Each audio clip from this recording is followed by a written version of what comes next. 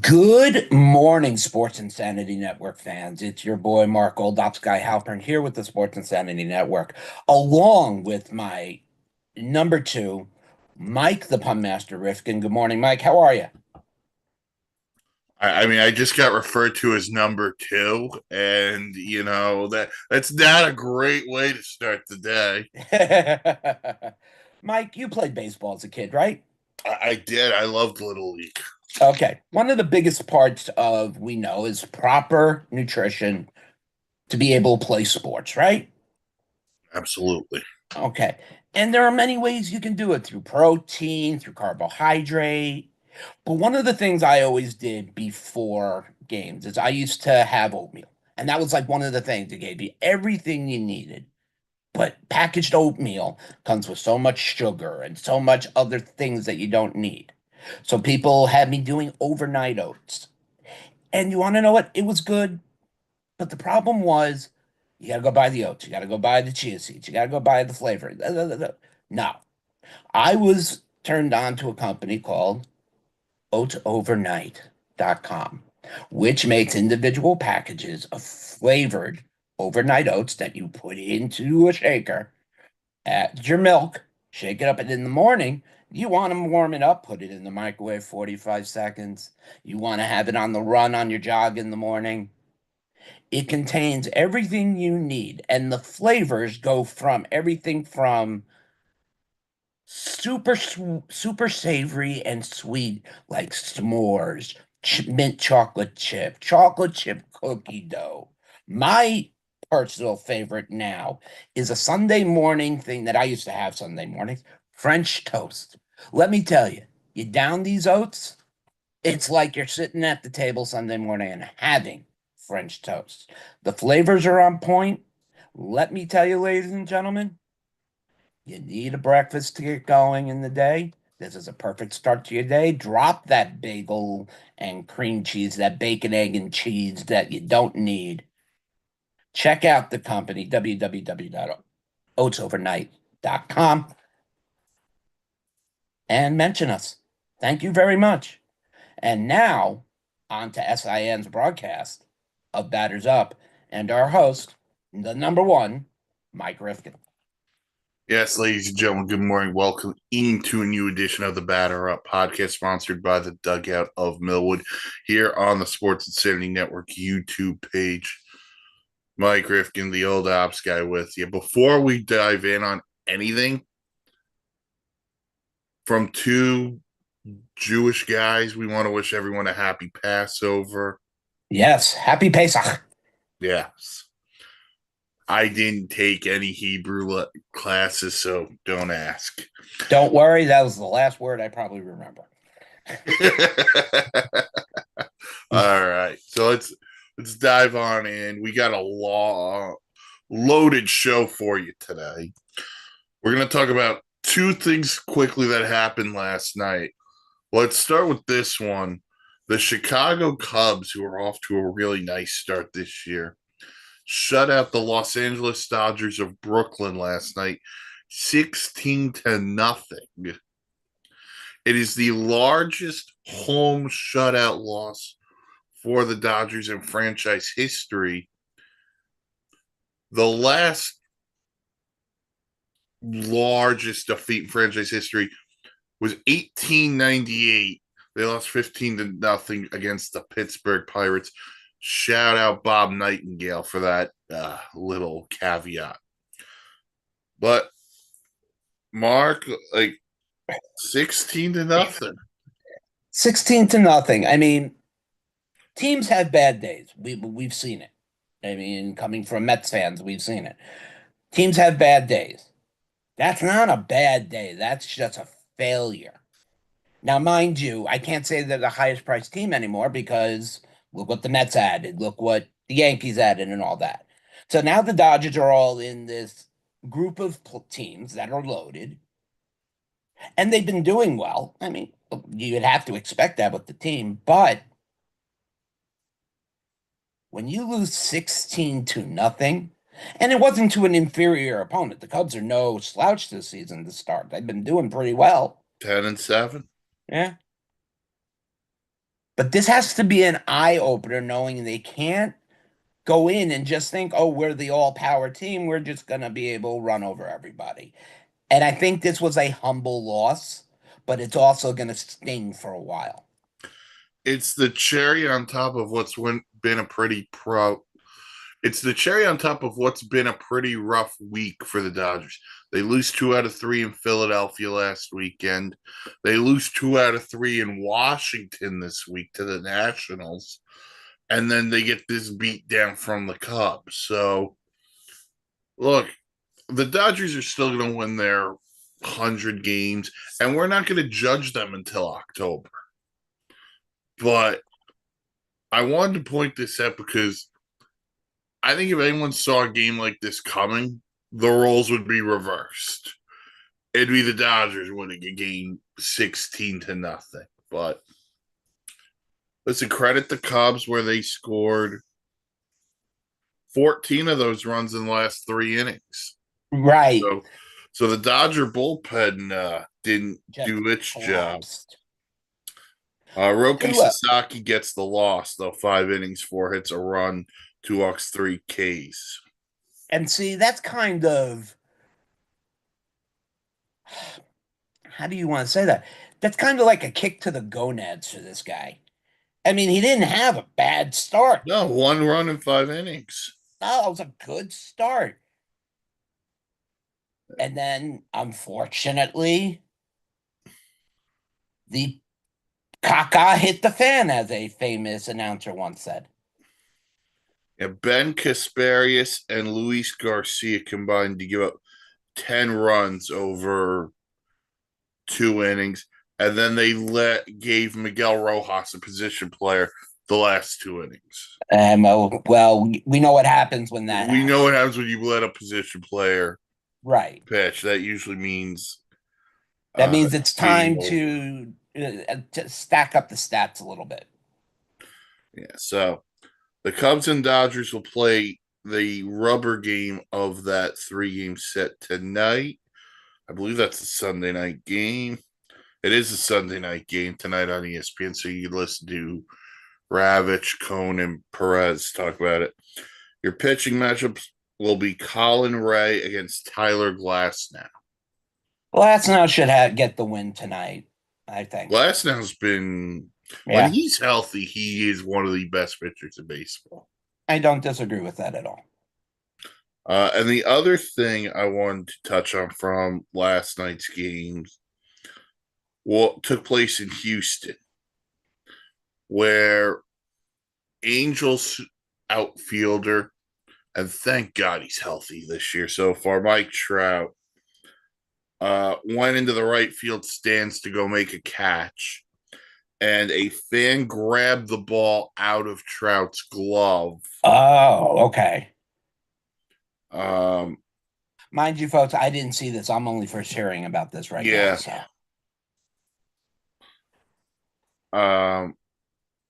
The fan, and apparently after the game they met up, and Trout and the fan took a picture, and there's signed balls. But listen, I don't think the fan meant any harm towards Mike Trout. I think he was going for a ball, like most of us when we're at a game.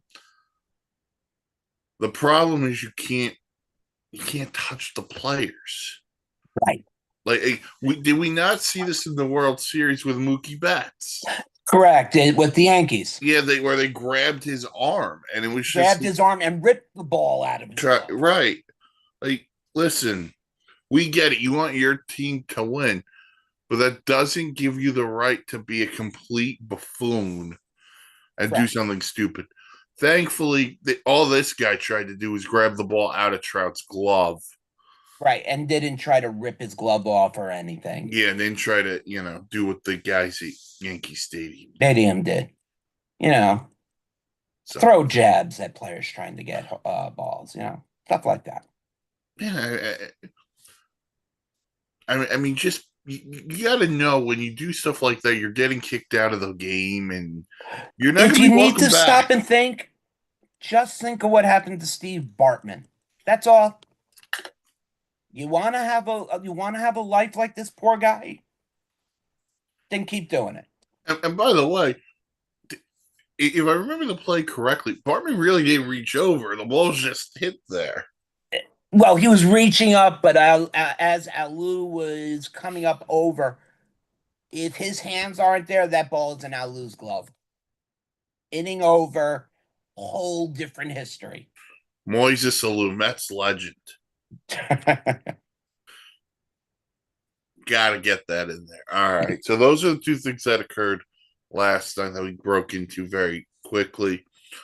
Let's get into some stuff that happened during the week, though. And the biggest headline was this: the biggest fish will not be on the market this summer, nor will he hit the market next winter. That's right. The Toronto Blue Jays and Vladimir Guerrero Jr. have agreed on a 14-year contract worth $500 million.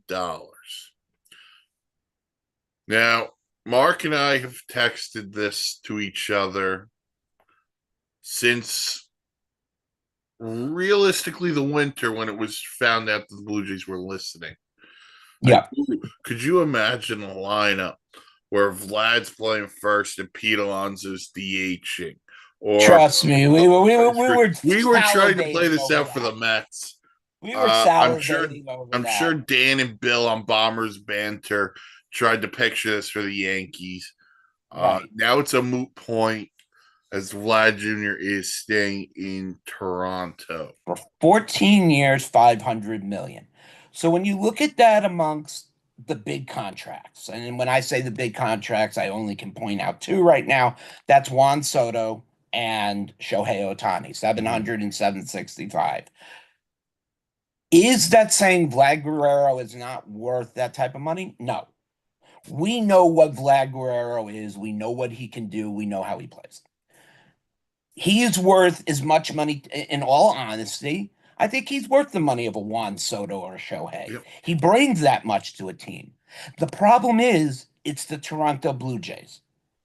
It's not the Los Angeles Dodgers. It's not the New York Mets market. It's not the Texas market. Yeah. You're talking about an established team since way back. I don't know the year they were established. They have won championships. They have been a very popular team for years. And even Guerrero, when he was drafted, said he wanted to be, and I'm taking this from a quote from him from here. He said he wanted to play his whole career with the team he signed with. He said he didn't want to jump around. Now, obviously, that's not always up to him. You know, he could have been traded. But I'm sorry, after what this guy did in his first year, I wouldn't trade him for all the gold in Saudi Arabia. Vladimir Guerrero was the face point. Now he's the focal point. Now what the Blue Jays need to do is they now need to replace what they've lost and start rebuilding around him. Because the protection for him is not that great in the lineup. Well, they brought in Santander. He homered for the first time yesterday, ironically enough, against the Orioles. Yeah, I know. I saw that. But that's not enough. No, I agree with you. When you look at what the Mets did for Pete Alonso, you get Juan Soto and Francisco Lindor at the top, and then you have these studs right behind them. And why is this working for Pete? Because they have no choice but to pitch to him now. They can't pitch around him. I think for Toronto, I think the interesting point for me is this. And I think you hit the nail on the head. They've always finished second. When it came to Soto, they were the second place team. Or when it came to Ohtani, they were the second place team. When it came to Soto, when the Padres were trading him, they were the second team behind the Yankees. Now they were able to retain their own with Vlad Jr. Now we'll have to see what they want to do with Bo Bichette. But you're right. They have to go out on the market and get another impact bat at some point. And sorry. No. And the point was going to be this. because the George Springer contract is going to continue to age. Hmm. And we know what happens with players as they age, there's a decline. That's not a shot at George Springer. That's Father Time is undefeated. But also, the Blue Jays did something that the Mets and Dodgers did not do. 65% of Vladimir Guerrero's contract is a signing bonus. Mm. He's getting it all up front. This way, his cost now becomes 14 years for 35% of $500 million. So now your payroll is not scary. You have money to spend. And like Mike said, the Springer contract. Look, when George Springer went to Toronto, we thought he was going to come to the Mets. To be honest, a lot of us wanted him, me included. When he went to Toronto, I'm like, fine, go lose your career. And he hasn't done much, but that contract's coming to an end. There's going to be a lot of names that are going to hit the market soon. And if Toronto is in any better position than they are now, I'd be very surprised with teams like the Yankees and Mets who've spent, the Dodgers who've spent. The prime money is now for Toronto for the taking, or a team like the Red Sox. Springer's up in 26, so he's really only got 2 years left, and so not as bad as we thought. Kevin Gossman also up in 26. Chris Bassett's up after the end of this year, so see what happens there. But back to the other point, when the Blue Jays came to existence, 77, Okay. according to Wikipedia. Right. So, I mean, they're a well established team. They have a big fan base, Yeah, they're the and they're the only only team in team in Canada. Canada. They're the only team in Canada. Yeah, I bring mean, back the Expos. please, we all want that. But Toronto has a prime opportunity to get back into position to be able to match up with teams like the Yankees and the Orioles, etc. I think what we're seeing in the AL East too. I want everyone to think about this for a second. In the AL East, the Yankees have an Aaron Judge. The Orioles, we talk about how good that core is all the time. The Red Sox have a Rafael Devers. The Rays just find ways to be relevant and good. Let's be realistic. Yeah. But what I'm saying is each of those teams has a guy they've drafted or signed out of, the Dominican Republic and developed, and that person or people is going to be the face of that franchise for a long time. Vlad Jr. got the contract. Aaron Judge got a contract.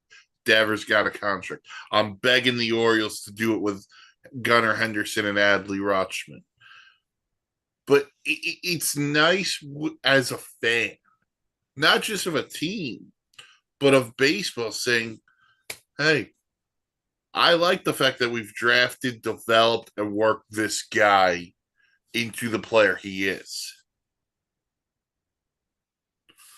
So, and to Mark's point, the Blue Jays have to figure this out with Ledger because I don't want to hear in 2 or 3 years after he signed this deal, I want out.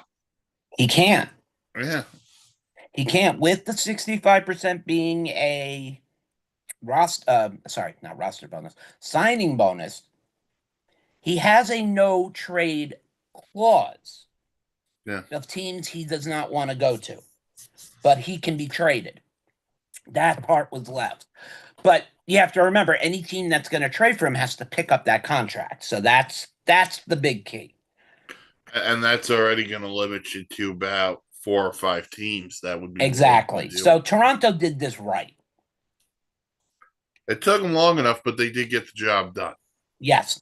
They locked in the potentially the biggest free agent coming up this year. You know what I find funny too about the whole thing? The reports started swirling last weekend. Where were the Blue Jays last weekend? They were in New York playing the New- Mets. Yeah. And we saw there were videos of Vlad chatting up Juan Soto, Lindor, and Pete Alonso. We were like, "Oh, what's going on?" And then Yeah. the And extension I'm was sure like, "Oh, Toronto the said, Mets were uh-oh. recruiting." And that's when they went, uh-oh. Now we gotta up it. Now we Yeah. gotta up it. Yeah. So 14 for 500 for Vlad Jr. to remain in Toronto. All right. So we're about, what would you say, Mark? We're about 3 weeks in to the season. Yeah, just about. So some of the things that we've noticed through 3 weeks or so, I want to start in the American League because there's a team atop the American League West that I'm going to be brutally honest. I'm a little surprised that they're at the top of the American League West. And that would be your Los Angeles Angels of Anaheim of California. Oh, Disney They World. have a record of 9-5. They're a half game up on Texas. But April 13th, 2025, the Angels are in first place. I'll tell you this, none of us at the network had the Angels in first place at any time. Nope. Okay. And in all seriousness, hats off to the Angels. They've been playing great ball. And I am so happy, and we've already mentioned him once, we're going to keep it very fast, that we are seeing the Mike Trout of old. 6 home runs on the season. He looks healthy. Just stay healthy, Mike, please. I got you in the 8th round. Stay healthy. The Angels are second in home runs so far this year, Yeah. only trailing their I-95 rival, the Dodgers. So they're hitting the ball of the ballpark. They're finding ways.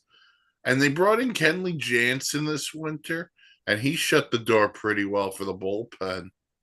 I mean, an experienced closer, been around the league, knows how to pitch. They got a good experienced player, and they didn't overpay for him either, which was good. He's got a good, solid contract, and he's, I would say, over excelling on it already. And by the way, if they fall out of it, and listen, I'm not wishing they do, No. you got a good piece at the deadline. You got, well, this is rumored. There is no actual fact basis behind this. There was talk a couple weeks ago out of Mike Trout's camp that if the Angels were in a position to trade or whatever, he was going to ask for it. Oh, There is no factual. This is rumor mill. just rumored. Yes, Yeah, I do think not with a have any contract, fact to back that up. I This would is just rumor. think with a contract like that, it'd be easier to do in the winter. Possibly. But I'm just saying he has shown his what's the word? Unhappiness for the position he's in right now. So what is this saying? Mike Trout saying all this? He's trying to give the Angels every chance to rebuild right now. To put some team around him, give him one more chance. Because it would be a shame, really be honestly, be a shame to see Mike Trout go play for anybody else. When you see a player like him, he is a career player. He's a Derek Jeter. He's a I mean, you can call on anybody who's played their entire career for one team. He belongs in Los Angeles. He does. I don't disagree with you. Staying in California, how about the National League West for a minute? The San Diego Padres are 12-3. They're 9-0 at home. And the Giants are 10-4. Can't figure out how, except for the fact that Matt Chapman has just been rocket hot. Like Chapman's been good. Helio Ramos has been great. Yeah. Oh, how about Met legend Wilber Flores? Like Wilber's got 6 homers on the year in did a he cry part-time on any of role. them? I want to know. Did he cry on any of them? You Then really because sound like my if he doesn't cry, it doesn't mean anything. When he cried and he hit that home run, the Mets kept him. you sound like my dad called him Shout out Wilmer. crying. Wilmer, Shout out what a Wilmer. legend. I love I, Wilmer Flores. I'm sorry. Look, this is a giant team too. And listen, I'm not there. We're 14 games in, so I'm not going to overhype it. I love Bob Melvin. He's one of my favorite managers in the He's a game. great manager. This is exactly what he did in Oakland. And I'm just happy you connected it to there because I was going to yeah. if you I didn't. So mean, I'm glad. they're I want to say they're under the radar, but think of the division for a second. We know how good San Diego is, and the Dodgers are going to be world beaters. So all of a sudden, they're off to this hot start. So Right? they're going to be in the race for a while. For at least, let's say, for at least the next month. Well, I mean, they crushed Marcus Stroman the other night. They got a big week ahead of them. Mike, the SIN network could crush Marcus Stroman. I plead the fifth. Patchy would get a home run, and he has one eye. He could only see half the plate. We got a 50-50. All right, so anyway, the Giants have a big week ahead of them. Rubber game with the Yankees this afternoon. Yeah. If it does not rain, hopefully it doesn't rain. I mean, I like the way the schedule has started for not just the Mets, for all teams. A lot of the games have been great to see. There have been some, of course, Yeah. you're going to get some of those games, but a lot of the games have been exciting to watch. And I'm a guy during the days that I'm cleaning, I'll put on a random ball game Yeah, just to watch. exactly. And games are getting exciting. I've watched the Giants play, and it's like, who are these guys? Yeah.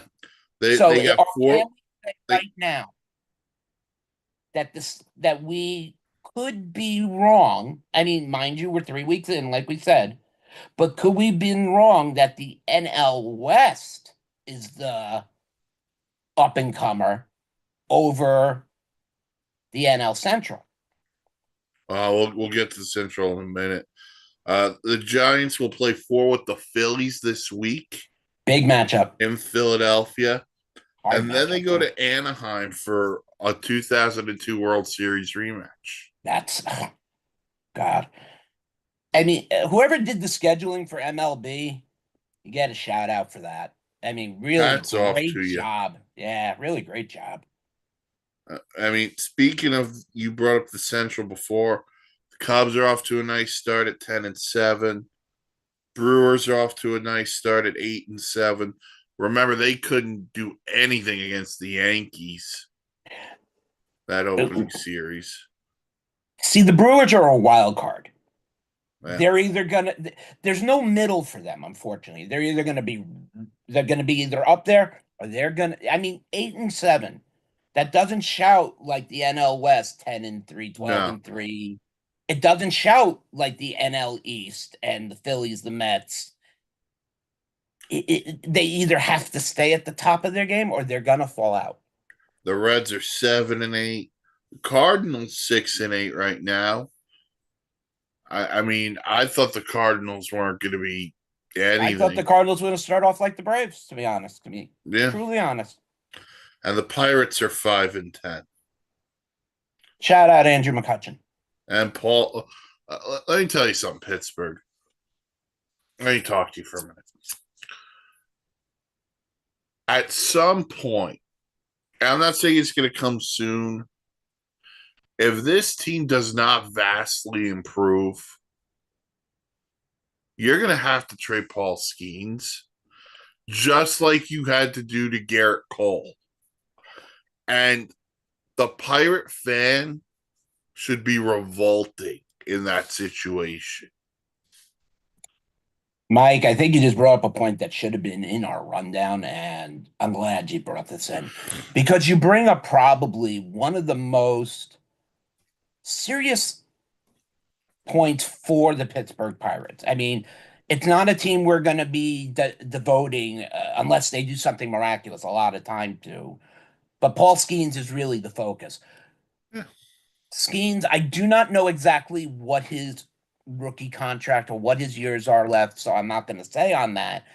But Mike hit it out of the park. They have another Garrett Cole situation on their hands. We know what Garrett Cole turned out to be. Unfortunately, he turned out to be a guy who looks like he's in jail with those pinstripes. But he is a fantastic pitcher when he is not angry at Billy Crystal for talking long. He has great control. He has amazing speed, and that breaking ball can break. I've watched Paul Skeens pitch. I don't see much difference in the two, except age. Paul Skeens, and I'm glad Mike went there, reminds me of a young Garrett Cole. And if Pittsburgh cannot, they're not going, let's put it this way, they're not going to be a factor this year. Their organization has to make a decision. And it can't be made 5 years from now, and it can't be made 2 years from now. It has to be made this season.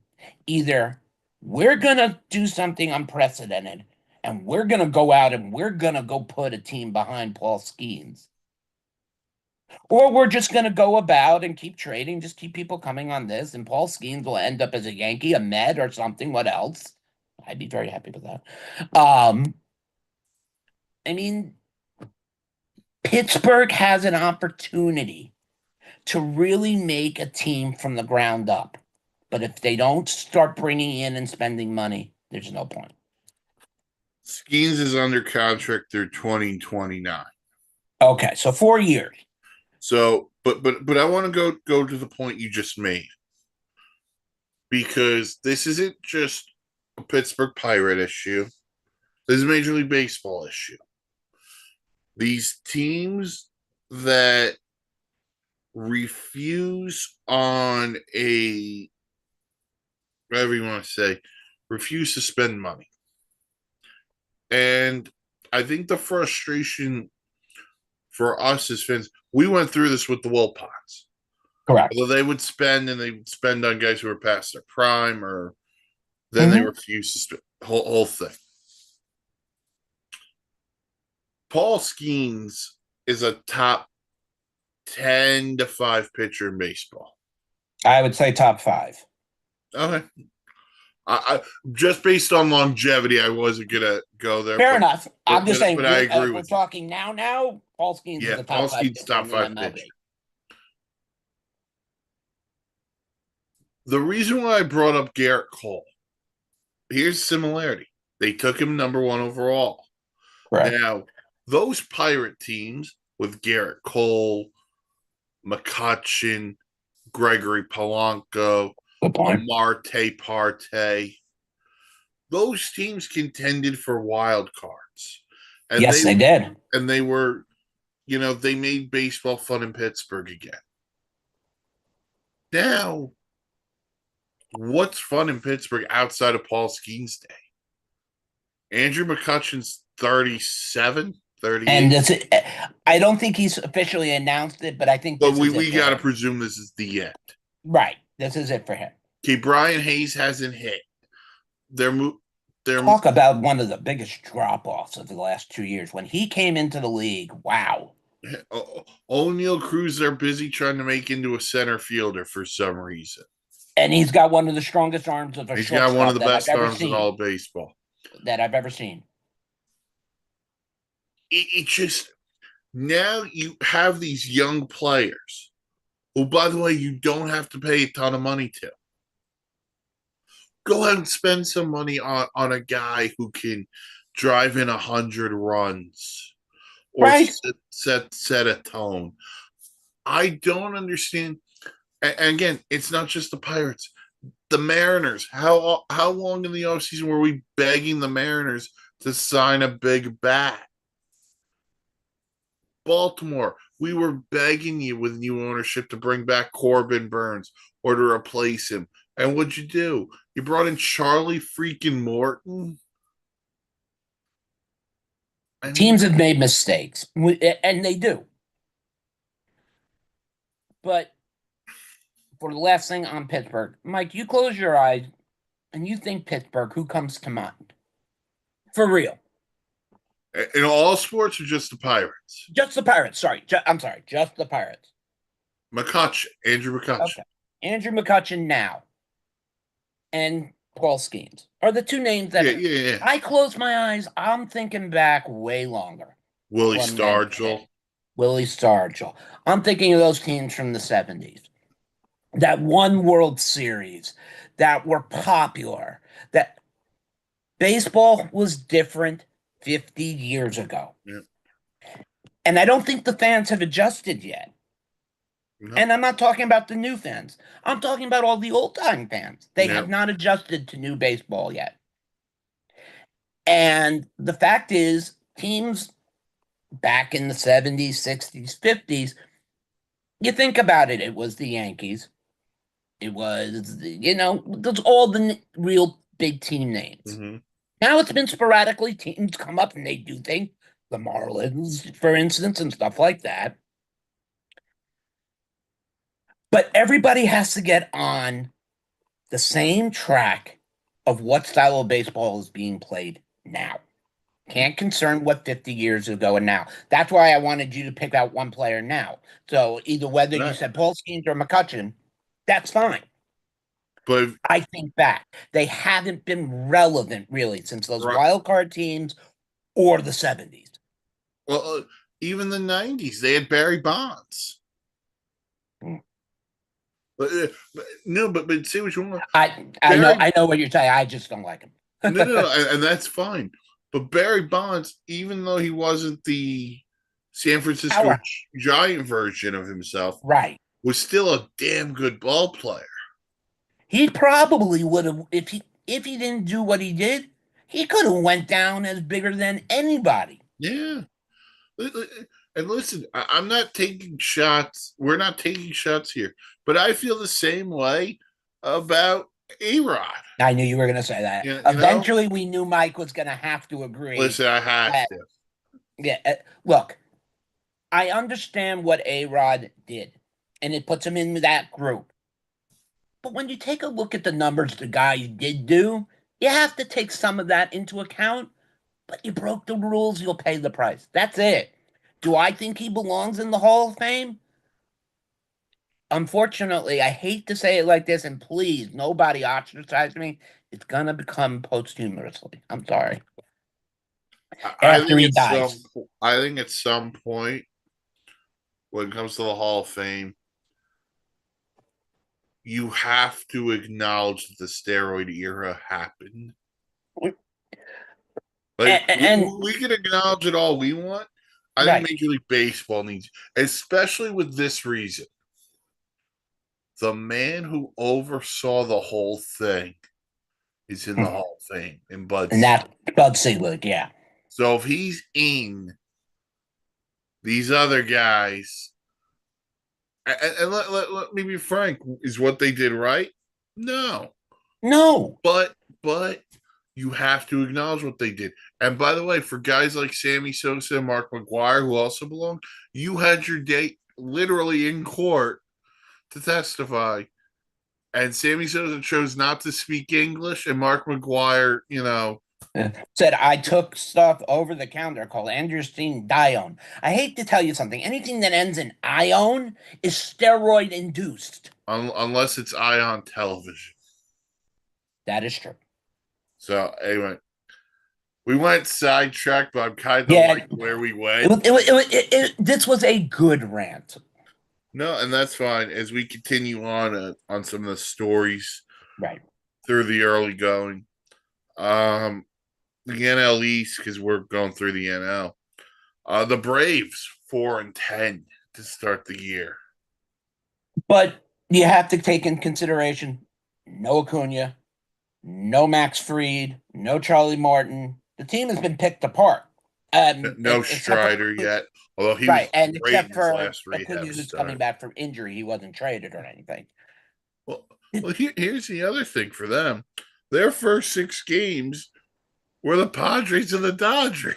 Well, that doesn't make it any easier for any team, whether it would have been the Yankees to put in that position, And then they took 2 of 3 from the Phillies this week. That was, which is a big series for them. they get the Rays in a rubber game today. Then they're Right. going to go to Toronto, Eh, the Jays, and then they come home and play the Minnesota Twins, who are off to a terrible start too. They're 4-11. I mean, I'm not going to say I didn't think the Twins wouldn't be there because I really don't remember what I said for the Twins. But speaking for the Atlanta Braves, this is a lost season for them. And I don't think they care. And when I say I don't think they care, it's because of how many times have the Braves been to the next level? So they don't go 1 year. They'll have Acuna back next year. They are a team that spends money. We know that. And they're going to replace what they lost. They'll play. They're going to, I mean, if anybody's having a great start for the Braves, Ozzy Albies is off to another. I mean, not 400 or anything. He's being consistent like he always has been for the first 2 years. I'll say this: they just got Sean Murphy back too. He had 2 homers yesterday. Did he? No. Yeah, that's a nice get back. I am never. I think the NL East is going to be I think it's a 4-team race, the NL East, because I don't think the Nationals are going to be terrible. I don't think they're going to be terrible. I think the Nationals have a chance to possibly finish third here. They got a young team. They really do, and James Wood is off to a really good start. Fantastic start. By the way, here's a good tip. You're going into breaks, start buying the Nationals. Go on to Top Notch. They got a few up. You get these James Wood rookie cards. Go for them now. Dylan Cruz, they need to get going also because that helped some of my fantasy teams. That's a whole nother conversation. Mackenzie Gore's been awesome in the rotation. And just look at those names you just said. These are four of the top prospects in baseball on one team. Yeah, we could thank the Padres for the Juan Soto deal. Yep. And, they've drafted and developed. And if there's a GM in the game you trust, it's Mike Rizzo. Oh, come on. Look, we can say all we want to say about the Nationals, how they're a joke at how they were, sorry, how they were a joke at times after the Soto trade and all that. But Rizzo is a sharp Yeah, person. they are literally, even if they're not a playoff team this year, going They're forward, not far they're away. not that far. Yeah. They You brought It's, up Mackenzie Gore in the rotation. That's where they need to improve. yeah, Absolutely. I'm not sure on where Josiah Gray is in his recovery, but that would Right. be a nice get back for them. Also, they don't have to deal with Patrick Corbin pitching for them every fifth Oh, day anymore. thank God. That was not a good contract. But yeah, the Nats are going to be. I think the Nats are going to be there near the end. I think the Braves are going to be there. They're too talented. They'll get Acuna back at some point. They'll get Strider back. I think the fight is still going to come down to the Phillies and the Mets for first and second. Third, right now it's too early to say, but right now, if I had to say it, I would say Washington without a question. First and second are going to be the Phillies and the Mets, either way. Yeah.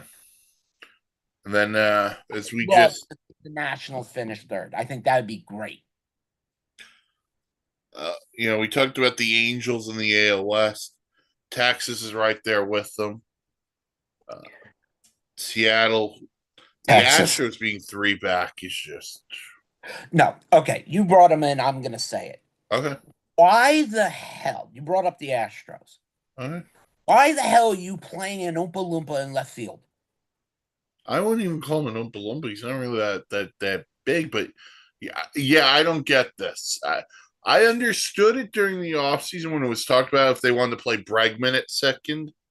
Right. But now you Yeah. don't have Alex Bregman. So Why is Altuve, who has misjudged more balls this season than I've seen anybody in the professionals? He's not built to be an outfielder. yeah. But here's the good news though. Anything that's hit over his head is most likely gone anyway. Anyway, that's true. So, But that's how it works. but since you brought it up, I had But to do that. no, but here's the other thing, and here's where I'm confused on the Astros. We talked about Bregman, and he left via free agency. Kyle Tucker had another year. And Kyle Tucker got traded to Chicago, and he's off to this fantastic start. Oh yeah. And now there's talks, the Cubs and him are talking about an extension. Mm-hmm. Who knows if he hits the market? So if I he don't think doesn't, he will. I think the Cubs love what they got. right, if he doesn't hit the open market, that's a big time shot at a team like the Yankees, who probably were going to be very interested. But if you're the Astros, and I get they're 3 out right now and it's early, but the starting pitching's got to get better. Yes. And outside of Jordan Alvarez Who's the and focus? Altuve, I don't know where a lot of this offense is coming from. Yainer Diaz has been okay. I think he's Paredes just hit a batting home. mid 200s, and he was batting high 200s at the end of the season last year. Let me tell you, Yanier Diaz. So I have him on. I mean, you're expecting some power. I don't know what the Astros are thinking about, honestly. The Astros have been such a focal point for so many years. It's strange not to talk about them. Yeah, and look, if you're gonna say you're gonna go through a mini retool, I think people would say, okay, we've played a lot of baseball over the last 8, 9 years. A lot of baseball, yes. So I don't think anyone's gonna get angry at you, but just come out and say, hey, this is our plan. God, I am so sorry that took me this long. Yeah, he's batting 220. I mean, How many homers? If you don't have it, you don't have it. single. Yeah, so One. He is nowhere near what he looked like last year. But again, I'm going to stress this because we said this. It's still only 3 weeks into the season. Right. And then the last team I do want to talk about 3 weeks in, the Detroit Tigers. Say his name. Say the name. Who did I call out in the winter who's going to have an amazing start to the season? Say the name. Was it Torkelson? Yes. Okay. Yeah, he's off to a nice. Mike's like, no, I had to remember what it was. Yeah. But I told you Torkelson was going to go off. Yeah, he's having a really nice year to start. And this Detroit Tigers team, don't sleep on either. And they got a top 3 in this rotation with Tarek Skubal, who's been really good his first 3 starts. And hasn't missed a step from last season.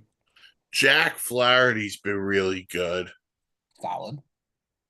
And Jackson Jobe, who's a rookie. I think he's the number 4 ranked prospect on MLB.com. Okay. He had a fantastic start yesterday. I mean, we talked about Detroit a lot in the preseason. This team is not something to bat an eye at. It's got a team that's gonna, and whether it happens this year or next year, this is a playoff team. Yep. This is a playoff caliber team that is missing maybe 1 or 2 pieces. Yeah. I think, I mean, the pitching has been very well. They got a young group of hitters. Obviously, Torkelson is the one I'm focusing on because I've been following him since he was drafted. But with their resurgence, we're also starting to see more free agents starting to gravitate back towards this area. Yeah. And I don't put it long before Detroit is a highly more respectable team. And look, Javi Baez is off to a decent start. They're going to need him. They just got Gleyber Torres back from the injured list. That's going to be important for them. And they got a manager who's been there, done that in AJ Hinch. And I Yeah. think that is the biggest thing you could say. Because look, the AL Central, I think it's a 3-team race. It's the Tigers, the Guardians, and the Royals. Yeah. Right now, the Tigers are making their impact after what was not a great opening week for them. No, it was not. But they I'm not worried about the Tigers. The Tigers will be very relevant come July. Okay. So that's some stuff we've seen around the league. Excuse me. I'm now going to debut a new segment on the show. If you like it, comment on ideas that you would have for this segment. But every week, we're going to do a top 5 list. This week, for myself and Mark, we are going to do our top 5 favorite players who never played for the New York Mets. This actually, I had to go research a few of them just to make sure they didn't make a stop off for like 5 games and leave. Yeah, so every week I'm going to try to make this a weekly occurrence, top 5 list. But this week, 5 favorite players who never played for the Mets. In reality, it was for your own favorite team, but since we're both Met fans, it has Met fans, guys who never played for the Mets. Never played for the Mets. All right. Do you want to do it one at a time, or you want to just go through the? You want to do one each, or you want to do the list? We'll do one each, and then we'll recap it. All right. So for me, I mean, this is obvious, and I'm pretty sure it's on Mike's list as well. It's Michael Trout.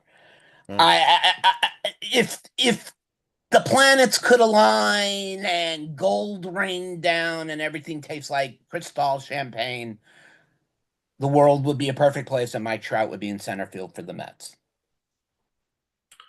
Okay. I really didn't go active. I went a lot of retirees. Oh, okay. I went more active, so Yeah. this is actually even better. So as you're going retired, I'm going active. I like this. The best first baseman of his era. Oh, okay. I was about to say, give me a second. And he crushed the Mets multiple times. I got a few. And I've said it many times, he's my favorite player who never played for the Mets. Albert Pujols. I mean, the Mets have had some really good first basemen. But in 4 years, 5 years, whatever it is, if Albert Pujols is not a unanimous Hall of Famer, I'm going to find the writer who didn't vote for him, and we're going to have a very interesting conversation. Because I don't understand how you couldn't vote for this guy. Now, we're saying because of players who are not a Met. Am I allowed to do somebody who could become a Met? Yeah, they haven't played for him yet. I'll get Sandy Alcantara. Since this kid has come up for the Marlins, and I was told by MLB to watch his start. Anytime I see that he's starting, as long as it doesn't conflict with the Mets game that I'm watching, I'll tune in if I can. Obviously, we didn't get to see him last year because of Tommy John. He is a fantastic pitcher who can mix up speed, has great control of the ball, and that ball dances off his hand. If anybody can make a trade, David, you're watching. It's your boy, old ops guy, Alcantara. Man, you're trying to make the pitch for him to come over too. Oh man. You know, I think this guy is the most underappreciated New York Yankee of all time? First base? Nope, center Okay. field. BW? BW. I don't understand how he wasn't how he got kicked off the Hall of Fame ballot so quickly. But I got Bernie sorry. Williams, let me tell you something. When you think of those teams in the 90s, I know everyone wants to point to Derek Jeter or Paul O'Neill or Tino or Scott Brocious. Give me Bernie Williams every day of the week. The man can patrol center field like no other. Bernie Williams happens to live up by in Bedford Way. He used to come into our store at Drug Mart and over when Blockbuster was alive. He used to go to Blockbuster and rent movies. The nicest guy, would take time to sign some autographs and talk with people. The one of the more classier baseball players to ever step on a field. Oh, and he can hit. Yes, well, I mean he was a damn fine ball player, but I'm talking as a as humanitarian class wise. He definitely had all that going for him. Now, this guy is retired. I do have one retiree, and unfortunately, he's one of my favorite foods. And he was a steroid era player, but that's we mentioned him. Wait. I need you to repeat that because I Okay, laughed too okay, hard. okay. He has a nickname after one of my favorite foods. He's been one of my favorite players going back to the 80s. Always wanted him as a Met. Was never going to get him. 80s and nickname of food? The Big Mac Attack himself, Mark Ah, McGwire. I have had, look, I have said my piece. first Um, jersey I ever owned was Mark McGuire. I've said my piece on what should happen because he did use steroids. Doesn't mean I didn't like him as a player. When that guy came up with Jose Canseco, there was no other game you would want to watch to see if those guys would go back to back. And they did plenty of time. All right. I'm going to a position where at the same time the Mets had a legend. Mets had a legend. I'm going catcher. But if he played for the Mets, No. He didn't play for the Mets. The Mets had a really good catcher at the same time, okay. which means it's my favorite ball player of all time, which was Mike Piazza. Yeah. Pudge Rodriguez. What if the Mets never had a great of a catcher who could throw the ball to second base?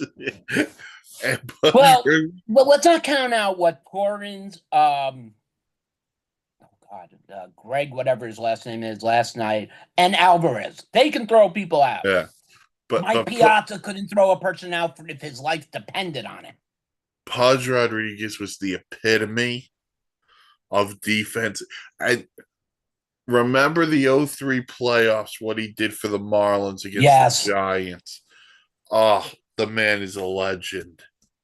What an arm, great vision, and the one thing I will always remember, those quick snap throws to first Yeah. that he did no looking basically. Oh And by the way, the bat wasn't half bad either. no, no, not at all. I you know, you want to think defensively as a catcher, model yourself as him. Him or Yadier Molina. Two of the best to ever Yeah. sit behind the plate. All right. All right. This guy, I thought the Mets were going to get for third base. I truly thought with all the trades that were happening and teams were going, his defense is probably in the top 5 in baseball. His bat is not overly powerful, but he's consistent. He's the current third baseman of the St. Louis Cardinals, and that is not Marinado. I have since he was with Colorado. This kid has performed has never not performed. Let's put it that way. He has always been relevant, no matter who he's played for and when. Solid power, amazing defense. Been robbed of an MVP because Yes. he played in Colorado. Yes. All right, I went center field earlier with Bernie Williams, but this guy got kicked over to right field at one point in his career. Okay. The kid, Oh, Ken Griffey Jr. I you couldn't tell me when the Mariners were shopping him and he wound up a red. I was like, oh, maybe the Mets have a chance. he didn't want to play in New York because of what happened with his father and the Yankees. That was the whole key why he wouldn't play for the Mets. Yeah, or the I Yankees. know. But I was too young to know what had gone Yeah. down. So I was like, ooh, we got a chance. We got a chance. I mean, that would have been absolutely a But- dream-making scenario, but By the way, excuse me. the defense, the offense. By the way, we talked about the steroid era earlier. You're He talking was about not the a part of best that. player of the steroid era who didn't Did not take steroids. and he was so damn good. It's a shame injuries cost him a lot of his career because Yeah. he was such a great player. Yeah. And my last one is he's only been in the league about 4 or 5 years. And he plays for a very, very, very low team. But he's gonna go somewhere, and that's Ryan McMahon. This is a utility infielder who can play first, second, and third, hit for power, and hit for average. He is a solid ball player. I think he would do well anywhere he lands. He's not related to Vince McMahon. No, he's not a Vince McMahon. He's not going to body slam anybody. He's not going to tell The Rock to come out and smell what I'm cooking.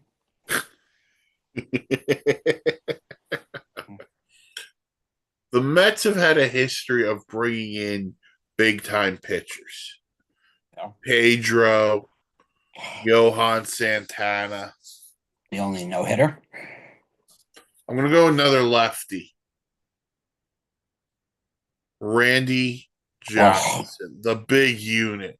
I just, for me, one of the best big game pitchers I ever got to witness. Just go watch the 2001 World Series. I got to see him pitch a couple of times, and if you got to see him pitch, that was something you don't forget. I mean, I saw the Bird game on TV. That was on TV. I'll never forget watching that live happen on TV. That Bird wanted to get up close and personal. Literally, he became stuffing for a pillow right after that. Oh, that was bad. Sorry, Bird. Sorry, PETA. Don't pick at me. Randy Johnson was a pitcher who never lost a step at all. Whether he was from Seattle to Arizona to New York, he always was dominant. He always pitched with fierce and ferocity. And whether you are a rookie or a 10-year veteran, you still were scared to face the man. He was so that slot, Mr. Nasty, they called that slider. That thing would disappear like a ball of melted ice cream. If you are, I think, a right-handed hitter, like it was the first back foot slider. Yeah, like, pretty much. Ooh. I mean, Randy Johnson, will there be, I mean, is there anybody comparable to Randy Johnson right now? Big tall lefty with a nasty slide. No. No.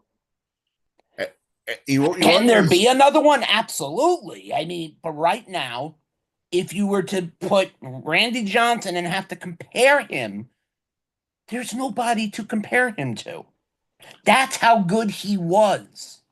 And honestly, if there was a guy you wanted to compare him to, he's not 6'10" and he's not left-handed, but Justin Verlander would probably be, That would probably be the closest you could come, yeah. in all fairness. So, I mean, the people, I mean, I liked how Mike actually went all retired and I had mostly active, so that actually made it a little bit more fun. I did have my one retiree, but Oh, you got one oh, more? Go for it. no. I had my one retiree. I had Mark McGuire. You know, I had my cane working, as I'm I mentioning his. like Kane working. Yeah, so this is a segment. Let us know what you think about it. Like Please. it, don't like it. You got ideas, comment below on the YouTube page. So figured change some things up. Let's dive into some series for the week ahead. And we'll start with the week and then we'll get into weekend series. We mentioned this one earlier. The Giants go to Philadelphia to play the Phillies for 4. Well, Huge series for the Giants. right now you got the Philadelphia Phillies, who are, you know, sitting comfortably in second place in the NL East, and you got the Tied Giants for right in the first. sorry, tied for first. I apologize. And then you got the Giants in the middle of probably one of the best starts they've had in Yeah. forever, as we've mentioned earlier. This is going to come down to mostly the Phillies pitching. And I think I don't have it up in front of me. Mike is normally the guy when it has come to the series. I'm pretty sure they're going to face, if not one, both of them on this road trip, meaning Nola and Nola Wheeler. and Wheeler. Hold on. I think so. I'm not 100% sure. And what that does, while Mike's looking that up just to double check, that goes a lot into a manager's head to have to plan. I mean, you can plan for one pitcher on a road trip, but have to plan for two of the most dominant pitchers in baseball? Not easy. Monday will be Met legend Taiwan Walker. Okay. Tuesday will be Met legend Justin Verlander against Jesus Luzardo. Wednesday, Have to face one or two of them. Wednesday will be Robbie Ray against Aaron Nola. There's Nola. By the And way, then, Nola's 0-3 with an ERA of 5.51 so far. yeah, but We know that's not going to continue. no. And then the final game of the series, the Thursday nighter, Jordan Hicks against Christopher Sanchez. So they still face Nola. Wheeler gets the break from the. I know he pitched. I don't think it was yesterday. I think it was 2 days ago. So they're going to Wheeler save him pitched for. today. Or is he pitching today? That could be it. I am looking right now. Right. Phillies are in So St. Louis. either way, the Giants are only having to face Wheeler Aaron goes Nola. today. Okay, that's why. So even though Nola's off to, as Mike said, 0-3 with a 541, forget it. Just keep it out of your mind. It's not going to stay like that. He will be back. I'm not worried about it.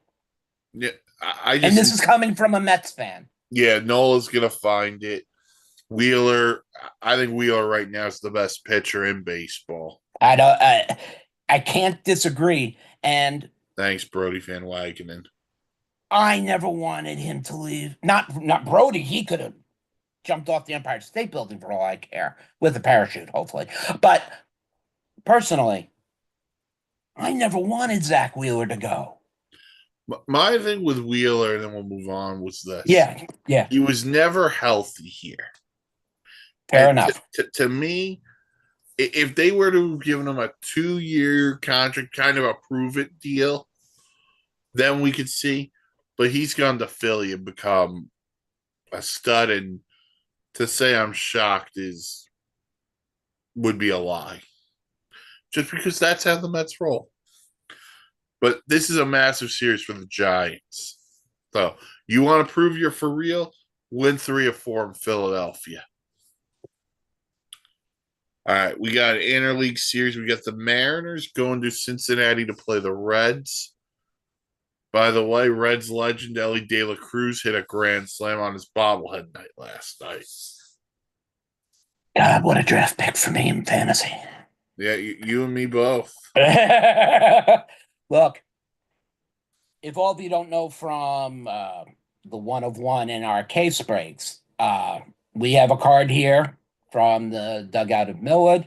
Ellie De La Cruz, Ricky Henderson, dual auto graded, Gem Mint 10, dual auto out of 20. You want to get some offers? Email us here at the network. Ooh. And again, Mariners, Reds, both teams are very similar. The Mariners, we love the pitching, want them to get at bat. The Reds love the offense, would like for them to get a guy at the top of the rotation.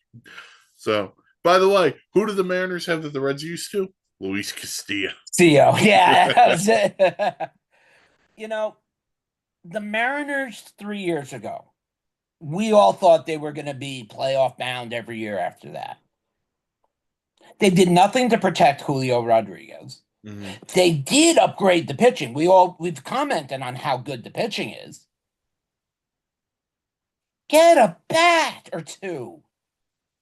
Yeah. That's why Rodriguez is not what he was. There's no protection. Mm-hmm. So that's it on the Mariners. As for the Reds, I just like to watch Ellie run. Reminds me of Jose Reyes, but faster. Hunter Green's been awesome to start this year, too. What a turnaround from last year. Yeah. And look, these young bats, they're going to come alive at some point. And Terry Francona is one of the best managers of all time. So he'll figure this thing out for the Reds. Yep. The Reds are not a down and out team, but don't count them out now. Trust me. Yep. They'll be very viable come July. And that's the thing about the NL Central. There's not going to be a team that runs away with it. No. All right. Big matchup, American League. We got 2 here. Actually, 3. We got the Guardians and the Orioles. That's going to be fun. Waiting for the Orioles are the offense is going to do its thing, but the starting pitching's got to get better. Let's bring up the quick fact. We've talked about it a lot, but let's bring it up. Why trade Corbin Burnes? Why let Corbin? I'm sorry, they didn't trade him. I apologize. No. Why let Corbin Burnes go? And then why not replace Corbin Burnes? Or in that fatter math, add that as a second part. Right. Perfect. Like, listen, they added the Japanese guy Sagano. They added Charlie Morton. I get it. Grayson Rodriguez will be back at some point, but right. They don't. Their rotation is the reason why they're not a World Series contender. It's that simple. Right. And they're always playing from behind. And by the way, Cleveland's the polar opposite. They score enough runs, but they got great pitching. And that dominant bullpen. And Ramirez off to another great start. Yeah. Then we got an ALDS rematch as the Royals head to the Bronx to play the Yankees. Okay, Mike, we're going to have a game right here. We're not going to have a Yankee. You versus me. All right. Bobby Witt, how many home runs does he hit during this series? We're going to try to I was going to try to implement this at the end, but I'm going to call out during the thing. We're going to have a game and we're going to keep some points. And at the end of the year, hey, too bad if Dan is not here or other people are not here to get points. You want to get points and win a nice autograph? Come join us, guys. I'm going to go 2. Okay. Say Bobby Witt goes deep twice. Trace. Okay. 1 in each game. I mean, outside of Max Fried, no one's throwing the ball well for the Yankees right now. And that's the problem. Yeah. And you want to know what the other problem is? That Yankee Stadium is 315 to left and three whatever to right. Well, and here's the other thing: we know in the summertime the ball's going to carry. And it's for either team. It's not just an advantage for the Right, Yankees. right. That's what a lot of But people say. it's been cold in Right. April, so that ball's not carrying. You're going to have to hit it well to get it out. Yep. Torpedo bat or not, Right. it's been cold up in the north. I do see Judge hitting one this weekend though. Oh, he'll. Well, here's the thing: as long as Bellinger is hitting well behind him, you have to pitch to him. Oh, absolutely. That's why when the Yankees got Bellinger, I said this is going to be Aaron Judge's massive year Yeah, because and now they got it's the perfect protection for him. all right, and then we get the Angels and the Rangers in the AL West. Well, I don't know. Is DeGrom cleared He yet or pitched no? last night, Oh, he pitched last night. I don't know what he did, so I didn't know he pitched last night. or he pitched either last night or Friday night. Whatever. Did Maybe he win? Friday night. And Evaldi pitches today, so I like Nathan Eovaldi. I do too. Big game pitcher. Yeah. Um, as it goes for the Rangers, I mean, if you look at the pitchers on the roster, it's there. It's what they all are going to be is the question. I think the Rangers have a good batting lineup, but So to me, the Rangers are kind of a hodgepodge to me.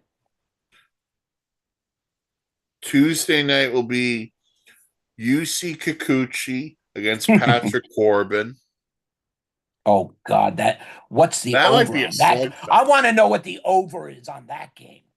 All right, I'll hold on. Let me go back. I'm gonna have to find that out later. I'll take the over. ESPN does not have the over under. Okay, I'll find it out eventually. That's I'm taking the Tuesday. over on that. Wednesday night will be Soriano against Tyler Molly. Well, that'll be a nice matchup. Pretty even pitching. Thursday night, the final game of the series. Okay, they get DeGrom on Thursday night. Thursday night. I'm gonna I butcher get- this, so I apologize. And I'm gonna get the first Jack Kuchinowicz. I think you nailed it, to be honest, because I don't know how to say it, but I think I've heard it said rather close to that or exactly like that. So I think you got it. I'll take credit for that. Yes. Jack, if I For butchered me, it, I would have just said Jack's pitching. I'm not even trying this last name. Hence why I do not announce hockey. oh my god, that would be a great breakaway episode.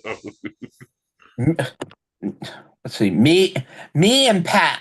Now, no, Patrick could do it. Me and Dan announcing hockey. All right, and then the last one, we got the Cubs going to San Diego. They're going to play the And that's a Padres. series I'm going to be watching as much Yeah. as the Mets.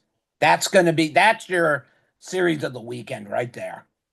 And then for the weekend, just to go through it quickly, Mm. you got the D-backs going to the Cubs, Good.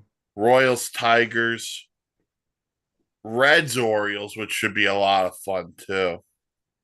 Uh, Mariners, Blue Jays, Dodgers, Rangers, possible World Series preview, Could be. Padres, Astros, and then the Giants and the Angels. So I mean, it's a good weekend of baseball. it's another good week. Just one quick announcement before we go. At some point over the next couple of weeks, we're going to do a second batter up during the week. That way we don't go long on Sundays, but also B, that way we could give more to the weekend series that they deserve. So Correct. be on the lookout for that. That won't happen probably for another couple of weeks or so. But outside of that, Mr. T-ball coach, you wanna talk about T-ball? So, as all of you may or may not know, Troy has started T-ball, and It is a fun thing being a coach, especially when you're teaching the kids the bases and we got them getting good. And then all of a sudden, we're doing the grand slam run, and one kid has had enough. And The instead of grand going first slam to second, he goes first straight across the field to third and then home. That is amazing. It's funny. It's fun. The kids are having fun. I have pulled the Mr. Baseball. If you've never seen the movie, watch Mr. Baseball and watch Tom Selleck do his warm-up stunts with the Japanese team. I did that with a bunch of 5-year-olds and it worked out beautifully. Also, big news from the dugout. Go check out eBay Top Notch Sports Club. We have over 200 cards dropping over the next 3 weeks. A lot of them you have seen here. All the wrestling is currently dropping week by week. And right now, thank you, Tops, who is not a sponsor, but we would love you to be, for creating this redemption series for people to trade in to get cash at their LCS. Tiffany Stratton is selling very, very, very well. So thank you, Tops. Not a sponsor. All right. So as Mark mentioned, check out the dugout for more grand stuff on that. Network related news. Check out the website, thesportsinsanitynetwork.com, for great blogs, vlogs, planes, streets, and automobiles. Follow us on the socials: Twitter, Insanity Real, Facebook, the Sports Insanity Network. Like, comment, subscribe on the YouTube channel that we are live on now. And again, from myself, the old ops guy, and everyone here at SIN, have a happy Passover. And don't forget to check out Overnight Oats, baby. This is keeping me healthy and keeping me going. All right. We'll talk to you all again next Catch you on the flip week. side.